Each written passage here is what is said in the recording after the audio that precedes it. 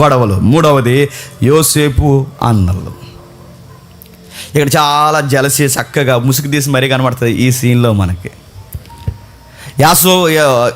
యోసేపు అన్నల యొక్క సందర్భం చూడండి. ఈ కుర్రోడితో వచ్చిన గొడవ ఏంటంటే ఆత్మాల డ్రీమ్స్ చెప్తుంటాడు. డ్రీమ్ బాయ్ ఈ అబ్బాయి ఎవరు? యోసేపు. డ్రీమ్స్ చెప్తాడు. అని వాళ్ళకి ఒక డ్రీమ్ వచ్చిందిరా అన్నాడు. ఏంట్రా అని అన్నారు వీళ్ళు. ఏమీ లేదురా, మీరు నాకు దాని పెడుతున్నట్టు వచ్చిందని. తెక్కలు వేసిపోయింది దానికి. మేము దండలు ఎట్టడం ఏంట్రా, ఎవడరా ముందు పుట్టింది? మీరు ఎప్పుడో చూడండి బైబిల్లో మీరు నేను చెప్పిన ఈ పేర్లు చూడండి. ఇస్మాయిల్ పెద్దాడా, ఇస్సాకు పెద్దాడా? ఇస్మాయిల్ పెద్దోడు, ఇస్సాకు చిన్నోడు. నెక్స్ట్ యాకోబు పెద్దోడా, యాసావు పెద్దోడా? గమనించండి పాయింట్స్. నెక్స్ట్ యోసేపు పెద్దోడా, అన్నయ్యలు పెద్దోళ్ళ? నెక్స్ట్ ఎఫ్రాయిం పెద్దోడా, మనష్షే పెద్దోడా? ఇంకా మీరు చూడండి దావీదు పెద్దోడా, వాళ్ళ అన్నయ్యలు పెద్దోళ్ళ?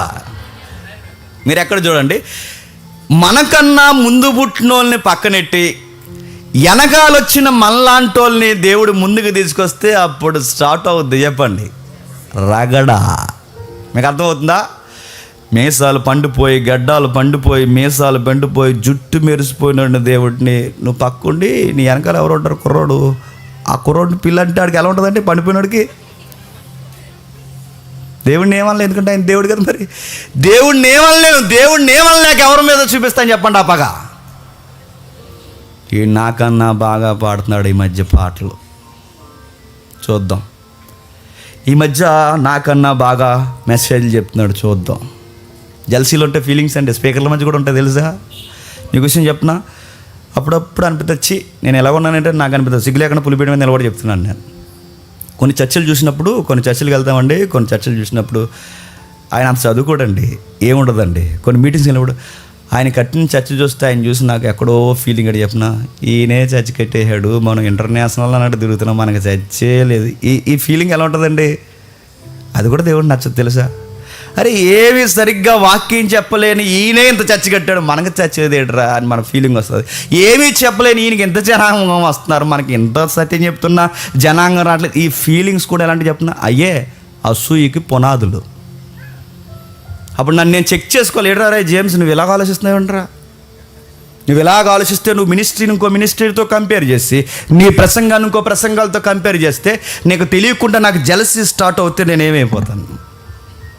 అసూయ పెరిగిపోతుంది. ఆ మినిస్ట్రీ మీద చెడ్డ మాటలు పలకడం ప్రారంభిస్తాను, వాళ్ళ గురించి డిగ్రేడ్ చేసి మాట్లాడడం ప్రారంభిస్తాను, పోలికలు ఇస్తుంటాను, రకరకాలు చేస్తుంటాను, వాళ్ళ మినిస్ట్రీ అడ్డగోలుగా ఎదిగిందని ఎన్నో చెబుతుంటాను. చివరికి ఇవన్నీ చెప్పి నన్ను నేను సమర్థించుకునే మాటలు నేను చెబుతుంటాను. ఈ ప్యాటర్న్ అంతా చూడండి. యోసేపు అన్నలు ఆ అబ్బాయి వచ్చి అంటాడు, అని నా కళ వచ్చింది, రెండో కళ. ఏం కలరా అన్నారు. ఈసారి మీరు దండం పెట్టడమే కదనియా, అమ్మ నాన్న కూడా దండం పెట్టి. ఒరే నీకు ఎప్పుడు మేము దండాలు ఎట్టే కళ్ళెటరు నీకు అన్నాడు.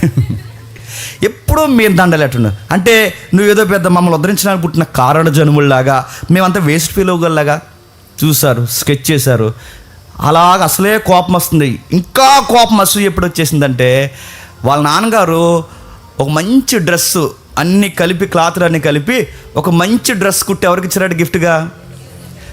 యోసేపుకి ఇచ్చారట. ఒక మంచి డ్రెస్ ఎప్పుడైతే కలిపి యోసేపుకి ఇచ్చారో ఆ డ్రెస్ చూసి ఏడ్చారండి సొంత నీళ్ళు. మీరు ఏమనుకుంటారో? ఒరే తమ్ముడు ఒక మంచి బట్టలు వేసుకుంటే చూడలేకపోతున్నారంటే అవి ఏ కళ్ళు చెప్పాలి? అవి ఏ కళ్ళు? ఒకటవసారి అవి ఏ కళ్ళు? రెండవసారి అవి ఏ కళ్ళు? కయ్యేను కళ్ళు. కయ్యేను కళ్ళు మరి చెప్తున్నాను, కయ్యేనుగాడు కళ్ళకి. నువ్వు ఒక డ్రెస్ చూసి సొంత అన్నయ్యలు, బాగా వినండి, సొంత అన్నయ్యలు యోసేపు బట్టలు వేసుకుంటే చూడలేకపోతున్నారంటే ఇంకేమనాలి? ఎవరు బట్టల మీద కూడా పడి ఎడతారా? బట్టలు వస్తువులు, అరే వస్తువుల మీద బట్టల మీద పడేడుస్తున్నారండి, ఇంకేమనాలి? యోసేపు మీద పడి కోపం వచ్చిందట. ఆ వస్త్రాలు ముక్క ముక్కలుగా చింపేశారట, గోతులో పడేశారట. ఎంత నాశనం చేయాలి? ఏం చేశాడు ఆ తమ్ముడు? ఏం చేసి జస్ట్ కలగన్నాడు. ఆయన కణాలని కన్నాడా? దేవుడు ఇచ్చాడు. అతనికి మంచి వస్త్రాలు తీసుకోవాలనుకున్నాడు, వాళ్ళ నాన్న ఇచ్చాడు. అంటే వాళ్ళన్నిటికన్నా ప్రత్యేకమైన ఇమేజ్ ఎప్పుడైతే ఉందో ఈ 11 మందికి ఏమొచ్చేసింది చెప్పండి? ఎప్పుడు వస్తాయి చెప్పనా? మన చుట్టూ ఊర్లు ఉన్నాయని గుర్తుండి చెప్పనా? మనం ఎప్పుడైతే సెపరేట్ ఇమేజ్తో ఉంటామో, నక్కలు చుట్టూ ఉంటాయి, బుసలు కొడతాయి, అవి తెలియవు. అవి నేను సీరియస్ చెప్తున్నాను, మీకు తెలియవు.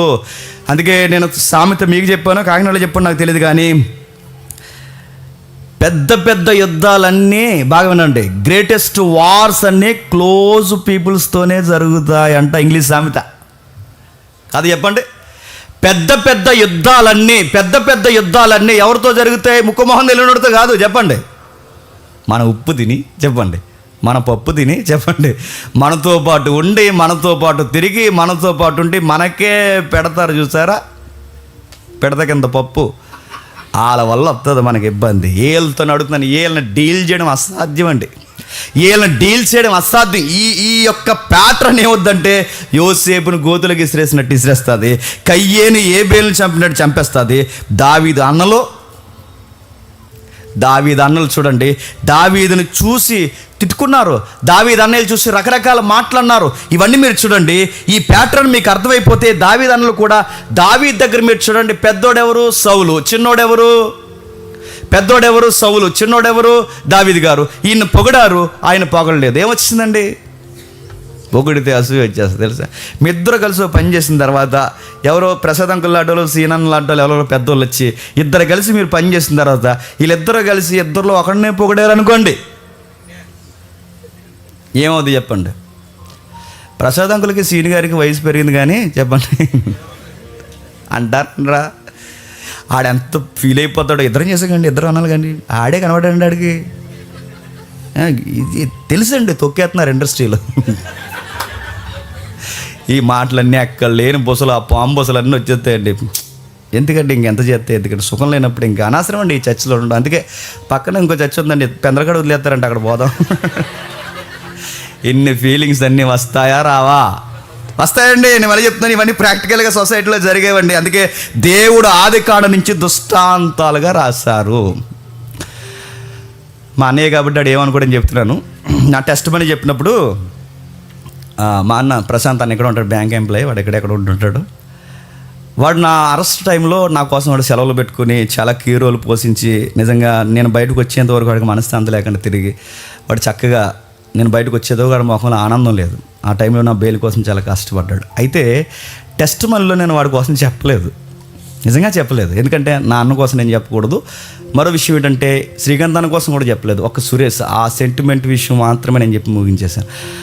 తర్వాత నాకు కొన్ని మాటలు వినబడ్డాయండి. చూసావా ఎంత చేసావు నువ్వు అసలు నీ గురించి అనగానే, అరే వీళ్ళు కూడా ఇలా అనుకుంటారా అనగానే నాకు ఎలా ఉంటుందండి? వాడు నా బ్లడ్, నేను చెప్పాలండి. ఇలాంటివన్నీ చూస్తున్నప్పుడు ఏమనిపిస్తుంది చెప్పిన, అంటే కొన్ని విషయాలు కొన్ని మెచ్యూర్గా అర్థం అవ్వంటే అర్థం అవ్వు. కొన్ని విషయాలు మెచ్యూర్డ్గా ఆడనుకోలేదండోయ్, ఆడికి ఎక్కించిన వాళ్ళు మాటలు నేను చెప్తున్నాను. ఆడికి అలాంటి ఫీలింగ్స్ ఉండవు. మళ్ళీ చెప్తున్నాను, ఇవన్నీ చూస్తున్నప్పుడు ఏమనిపిస్తుంది అంటే, ఇవన్నీ చూస్తున్నప్పుడు కొన్ని విషయాలు మనం ఎంత ఎక్స్ప్లెయిన్ చేసినా అర్థం కావు, ఎంత వివరించినా అర్థం కావు. ఎందుకు అలా ఫీల్ అవుతారంటే ఆ బెంచ్, ఆ హోదా, ఆ పేరు, ఆ సౌండ్, ఆ యొక్క ఇచ్చే గౌరవం, హానర్ చేసి చూస్తారా, అది దక్కాల్సింది మనకు దక్కకుండా పక్కోలకు దక్కిందో చెప్పండి, వచ్చేస్తుంది. ఏంటి చెప్పండి? అసూయ వచ్చేస్తుంది. ప్రతి వారం ముగింపు ప్రార్థన ఎంఎస్ గారికి నేను ప్రార్థన ఇచ్చి, ప్రతి వారం ఎంఎస్ గారికి ముగింపు ప్రార్థన ఇచ్చి ఒక వారం మానేశాను. తర్వాత ఎంఎస్ గారితో వచ్చి ఒక కొత్తగా వచ్చినడికి ఇచ్చాను. ఎలా ఉంటే చెప్పండి? ఉండకూడదు కాక చెప్తున్నా. ఉదాహరణగా అన్న పేరు చెప్తున్నాను, ఏమనుకోకండి. ఎలా ఉంటుందండి ఫీల్ ఎవరు? రెగ్యులర్గా టిన్నుకు పాటించి సడన్గా ఆపేసాం అనుకుంటు. ఇప్పుడు టెక్నికల్ ప్రమోషన్ ఆపేసాం, టిన్నుకు లేదు. ఒకవేళ ఉంటే సడన్గా పాడేవాళ్ళు ఎవరు ఉన్నారు కూడా సడన్గా ఆపేస్తే, నేను అడుగుతున్నాను, మళ్ళీ చెప్తున్నాను, పెద్ద పాపాలు జరిగిపోవడానికి ఏవో పెద్ద కారణం అవసరం లేదండి. ఈ లోపల చూస్తే దరిద్రం ఉంది, అది పతనం అయిపోయిన హృదయం, ఈ పతనం అయిపోయిన మైండ్, అది నేను అదో రకంగా చేస్తుంది. నేను చెవిటోని చేస్తుంది, నేను గుడ్డోని చేస్తుంది, రకరకాలుగా చేసి నిన్ను నాశనం వైపుకి నడిపిస్తుంది.